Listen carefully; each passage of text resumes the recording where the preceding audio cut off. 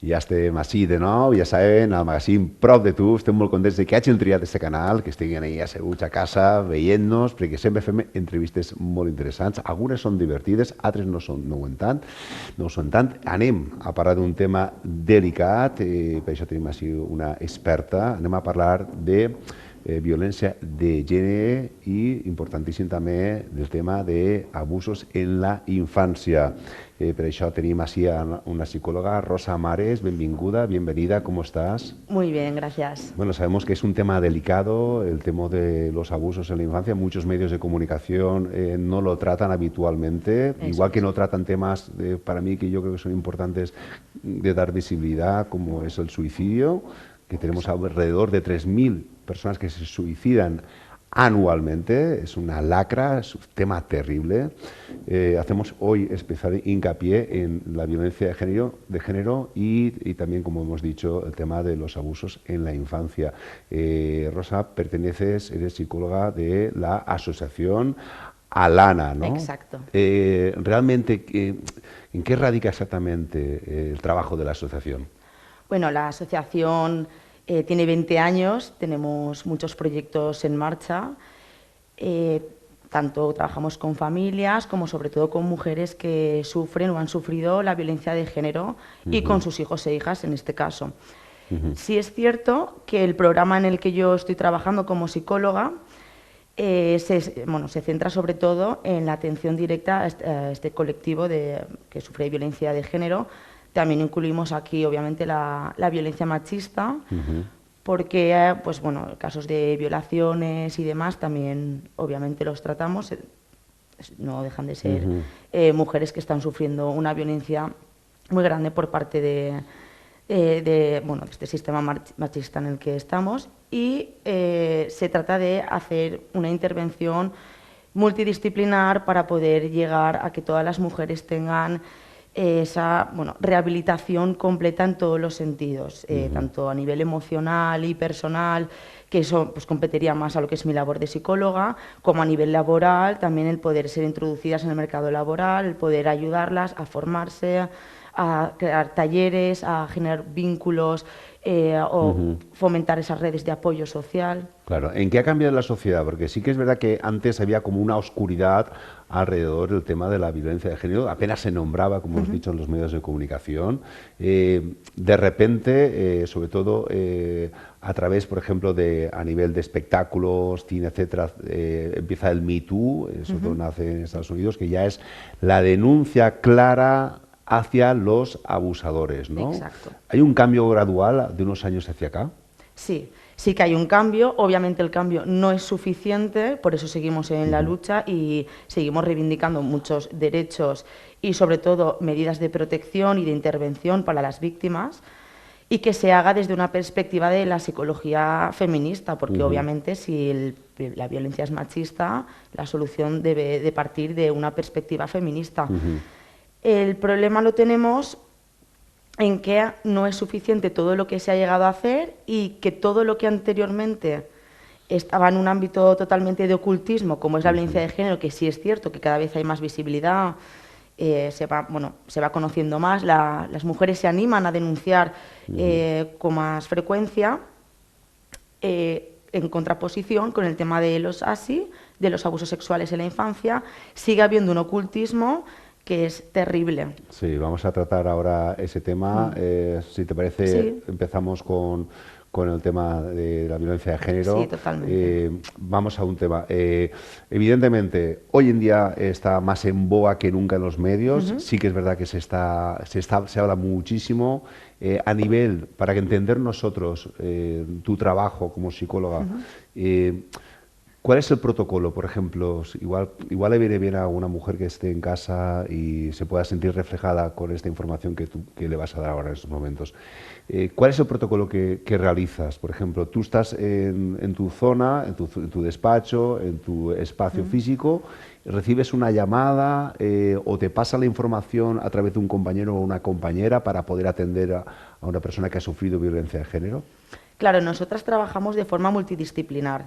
Esto quiere decir que, trabajamos obviamente de forma horizontal, todas somos iguales, porque lo único importante es poder ayudar a la mujer. En este caso, la asociación lo que pretende es, bueno, cubrir un poco todas las necesidades que a nivel pues estatal, gubernamental o lo que sea, no se están cubriendo para este colectivo de mujeres que sufren violencia de género. En la asociación, básicamente, las mujeres son derivadas de diferentes formas, ya sea desde el UFAM, desde la policía, desde el boca a boca, de servicios sociales, desde hospitales, bueno, diferentes lugares acuden a la asociación. Es aquí donde las técnicos, mis compañeras, se dedican a hacer una entrevista de alta, en la cual la mujer se le firma un consentimiento, la protección de datos, obviamente hay que proteger los datos de estas mujeres, y luego se realiza una pequeña entrevista para valorar su caso y ver qué plan de intervención vamos a hacer en función al caso. No todas las mujeres tienen la misma situación y lo importante es que se adapte a la situación de cada mujer, si no, no tiene sentido intervenir. Claro. Una vez aquí, lo que se le proporciona es la información de todos los recursos de los que disponemos y ellas ya deciden qué es lo que van a hacer. Por ejemplo, tenemos talleres, tanto de yoga, de aikido, de autoestima, de valenciano. Bueno, no te puedo decir todos los talleres que tenemos porque la cantidad es ingente y van cambiando cada mes prácticamente, pero hay algunos que sí que son fijos. Y luego la atención psicológica, igual que la asesoría jurídica. Es muy importante, obviamente estos son pilares súper importantes. La mujer puede solicitar la atención psicológica directamente y entonces se me derivan a mí. Y a partir de tanto mi trabajo como el de otras compañeras psicólogas y también de voluntarias que nos ayudan y que son pues, un gran grosso también del trabajo que realizamos, se va viendo. Pero también puede darse el caso de que la mujer no considere que ha sufrido violencia, venga pues un poco acompañada de algún familiar o alguna amiga, y ahí sí que se trabaja un poco y se la anima a probar un poco lo que es la atención psicológica, porque le vendría bien y obviamente en todo momento son ellas las que deciden. Cuando las mujeres pasan este drama terrible, ¿no? Imagino que es una experiencia que te cambia la vida. Desde el punto de vista de tu experiencia, ¿se sale fácilmente? ¿Cuesta mucho? ¿Depende de cada persona cómo lo encaje?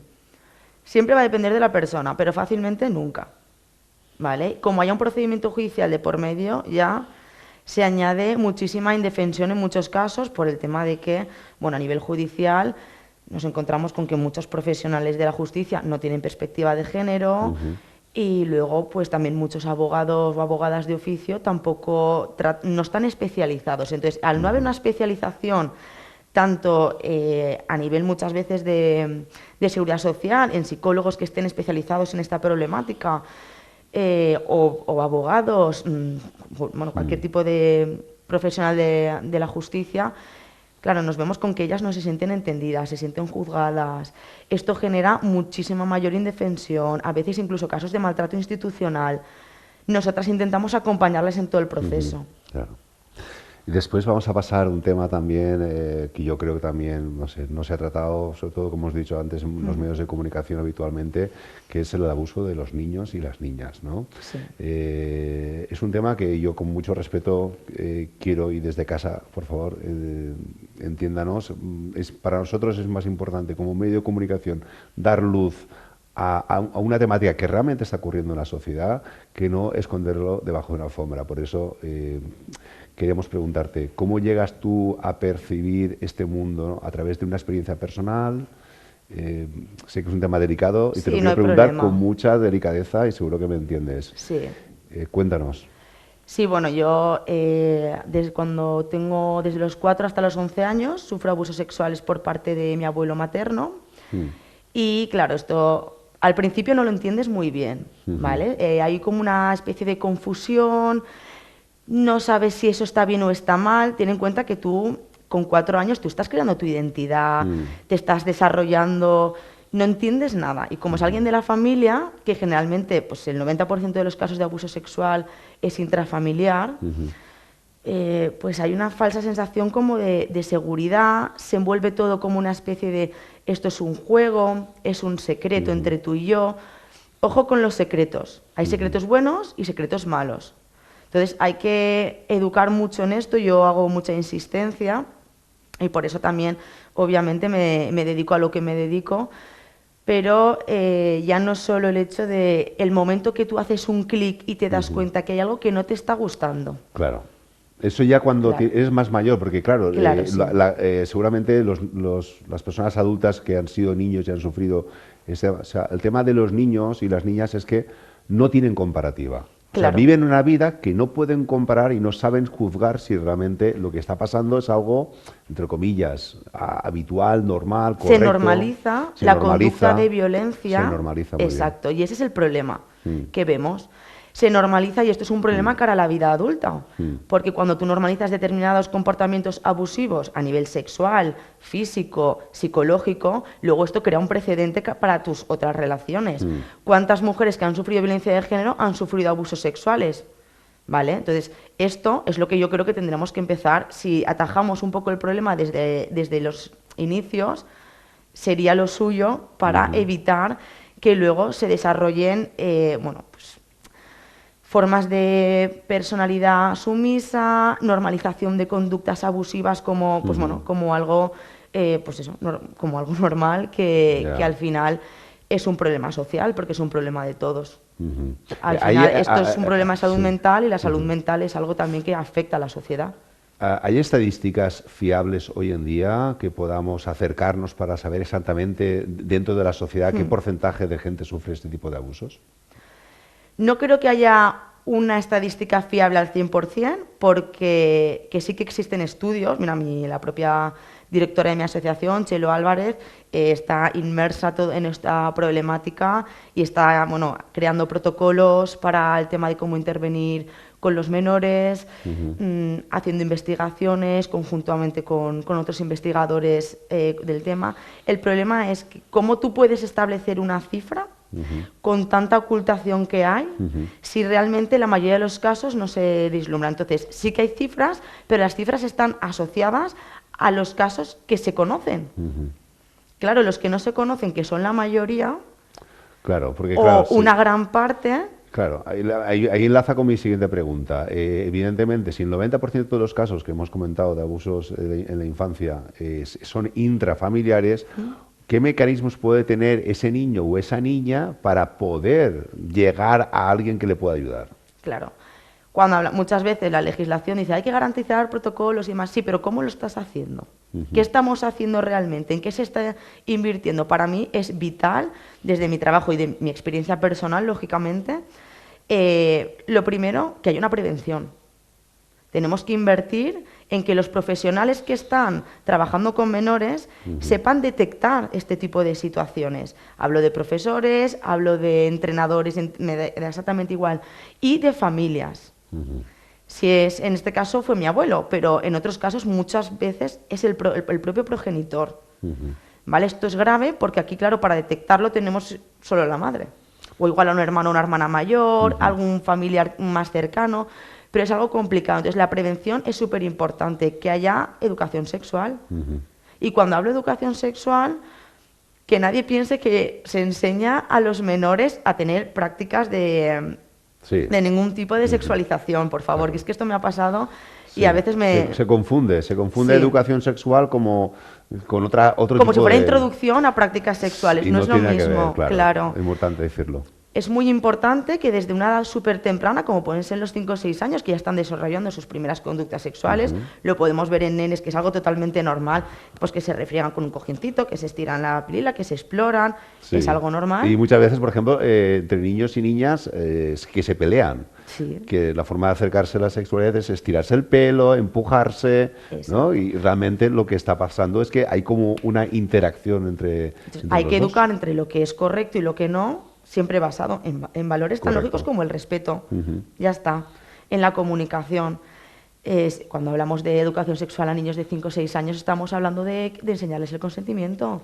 Hay cuentos como Mi cuerpo es mío, Kiko y la mano, que están en internet, en PDF, en vídeo, que simplemente te explican que ningún adulto, nadie, puede tocarte dentro de tus partes íntimas. Esto es vital. Y esto no tiene nada que ver con lo que asociamos a la conducta sexual. Entonces, es importante que, por un lado, haya esta prevención. Luego, que haya detección. ¿Cómo detectamos? Hay que crear protocolos eficaces. Evidente. Vamos a adentrarnos, hemos pasado por la prevención, la detección. ¿Cómo se sale de este estigma? Se necesitan profesionales, que ahora ya iríamos a la parte de intervención, ¿vale? Que estén especializados en el tema. Es muy difícil cuando hablamos de menores que verbalicen. Los menores generalmente proyectan, no verbalizan las cosas. Entonces, si no sabemos cómo proyectan o cómo somatizan unos abusos, si no hay unos protocolos que se puedan aplicar de forma eficaz, como por ejemplo, no es normal que una menor tenga casos de vaginitis con X frecuencia, ¿vale? O cosas más graves como dilatación del ano, determinadas heridas en zonas genitales. Esto no es normal. No es normal, claro. Entonces, hay que ver, y luego las somatizaciones propias de las consecuencias de sufrir abusos sexuales o cualquier tipo de violación, que es, por ejemplo, las secuelas propias de un trastorno de estrés postraumático. Entonces, un menor no va a venir a decirte igual que me han tocado aquí o me han tocado allá, pero sí que tú puedes ver que desarrolla muchos problemas gastrointestinales, que tiene dificultad para conciliar el sueño, que se aleja de la persona igual o tiene miedo de determinadas personas, busca no estar solo. Claro, evidentemente. Y cuando ese niño o esa niña crece, evidentemente, con la ayuda, como por ejemplo la que estáis haciendo desde Alana, no se puede valorar el gran trabajo que hacéis vosotros. Y cuando uno se hace mayor y ya adulto y mira atrás, ¿perdona? Hay quien perdona y hay quien no perdona. Lo que no se hace es olvidar. No se puede olvidar. Está prohibido. Una cosa es elaborar, que tú perdones, que pases página, que ya hayas trabajado lo suficiente como para llegar a no tener pesadillas, poder tener una vida normalizada. Y otra cosa es olvidar. Si tú olvidas, estás dejando una parte de ti, estás dejando también de luchar por las personas que, bueno, que igual se pueden sentir identificadas contigo. Yo si hubiera olvidado, no hablaría del tema porque estaría olvidado. Claro. Entonces no podría ayudar a la gente ahora. Exacto. Contar mi historia, incluso estar tan implicada y tener ese nivel de entendimiento que muchas veces solo se consigue habiendo pasado por esa situación, desgraciadamente. Hay que tener en cuenta que por mucho que un profesional esté, bueno, que tenga muchos estudios, esté, bueno, muy trabajado, nosotras nos vemos sobre todo que el grueso de mujeres que sufren violencia de género, bueno, todos son mujeres, pero el tema de abusos en la infancia, la mayoría también son mujeres, no quieren un psicólogo hombre. Ya. Y esto hay que empatizar. Totalmente. O sea, no tiene nada que ver con el género, tiene que ver con que si hay una persona que ha sido agredida, que se ha generado un trauma por parte de un hombre y genera ese trauma, esa indefensión, pues igual hay que ponernos un poco en lugar y que la ayuda sea especializada y se adapte a las necesidades de la víctima. Sí, evidentemente. Cuando me refería a perdonas, que muchas veces, cuando nosotros mismos, cuando hemos hecho algo bien de niños o cuando los niños o niñas, evidentemente, hemos sufrido, muchas veces nos tenemos que perdonar nosotros, no porque seamos las causas, ¿no? Claro. De esa barbarie que ocurrió, pero sí es como una forma también de pasar página. Imagino que os he dicho, es muy complicado olvidar y es importante no olvidar. Vamos a un tema también interesante, que es el tema del feminismo. Últimamente estamos viendo ya en los últimos par de años, meses también, últimamente sobre todo se ha acrecentado mucho el hecho de satinizar, ¿no? el tema del feminismo, cuando ha sido una lucha clave e importantísima incluso para la democracia. El hecho de que las mujeres y los hombres seamos equiparables en derechos y en libertades, por favor. Y hay como centros que promueven una vuelta al pasado. Es muy curioso que eso esté aún estigmatizado en la sociedad. Sí, permíteme añadir que no solo en derechos y en libertades, sino en responsabilidades y obligaciones. Totalmente. O sea, la igualdad es en todos los niveles. Por supuesto, o sea, obviamente biológicamente hay una diferencia, pero es la única que existe. Todo lo que no es biológico es cultural. Efectivamente. Entonces, sí que veo que hay determinados, bueno, creo que politizar el feminismo ha hecho un gran daño, la verdad, por por muchos vertientes, ¿sabes? Porque el feminismo no surge de un grupo político, el feminismo surge hace muchos años por varios feminicidios que suceden y que al final se ve una necesidad de equiparar, y porque realmente se ve que no hay ninguna diferencia real que se pueda argumentar de que nosotras como mujeres seamos menos, y también porque venimos de una cultura machista, que poco a poco sí que es cierto que se va subsanando algunas partes, algunas instituciones, pero obviamente yo veo que aún es insuficiente. Sí, estoy totalmente de acuerdo. Además, lo que queda latente en la sociedad son los micromachismos, que son aquellas cosas que hacemos muchas veces los hombres sin darnos cuenta, aunque yo tengo conciencia absoluta de hombre feminista, pero sí que muchas veces no me doy cuenta, cometo errores, ¿no? Porque realmente tenemos integrado como una especie de chip educacional, claro, que en este caso yo viví pues en una época hace muchísimos tiempos, ¿no? Entonces, ese cambio muchas veces cuesta mucho a los hombres. A los hombres y a las mujeres. O sea, yo me he encontrado con mujeres a nivel de instituciones como la justicia, machistas, y la verdad que el daño que hacen, o sea, lo que hace daño es el machismo. Quien lo ejerza, pues bueno, sea un hombre o una mujer, pero yo he visto mucho daño de mujeres machistas. Y además incluso consideraría que el daño es mayor porque al final, si entre nosotras no nos apoyamos, yo obviamente me rodeo de muchos hombres que son feministas y eso es lo que quiero, hombres que quieran lo mismo, las mismas oportunidades y derechos para mí, y quiero la misma libertad y la misma tranquilidad. Sí, te das cuenta, ya estamos hablando igual de una esfera más personal, te das cuenta de que muchas veces, Rosa, tiene que ver con los miedos. O sea, muchas veces la gente es retrógrada, que quiere volver a una forma de entender las relaciones entre hombre y mujer distinta a la actual, que por suerte hemos avanzado mucho en los últimos años, es por miedo. O sea, miedo a perder unos privilegios. Totalmente. Cuando hablamos, por ejemplo, del tema de los abusos sexuales, es el sumum del machismo del hombre dominando generalmente a niñas. Cuando hablamos de que yo tengo incluso conocidos que me han llegado a decir, pero tú que sufres de machismo hoy en día, yo personalmente he salido de la universidad a las 5 de la mañana de estudiar en horario nocturno y le he pedido a Luisito, que era el vagabundo de la universidad, que me acompañe a casa porque había 3 chicos que a la manzana de la universidad ya me estaban persiguiendo y diciéndome cosas. Esto no le ha pasado a ningún amigo. Que Terrible. vaya solo por la calle y tenga que pedir que alguien le acompañe. Yo he tenido que acompañar a mi hermana a casa muchas veces y acompaño hoy en día a mis amigas a su casa porque yo no me siento tranquila si ella vive en una casa o vive en otra. O en un barrio o vive en otro. Y esto a mí me preocupa que aún no seamos conscientes de que esto hay que cambiarlo. Porque todas y todos tenemos hermanas, hijas, madres, y lo que no querríamos para nuestras familiares, para las personas, las mujeres que queremos, ¿por qué lo estamos permitiendo o incluso propiciando para otras? No, pero es que no la conozco. ¿Y qué? O sea, vamos a generar un poco de empatía, vamos a desarrollar un poco los valores que parece que están un poquito olvidados y vamos a darnos cuenta que lo que somos es personas. Y ya está. Y nos merecemos la misma tranquilidad a la hora de vivir. Vista como vista, vaya donde vaya, sea la hora que sea y esté con quien esté. Totalmente de acuerdo. Y es muy buen apunte para finalizar esta entrevista.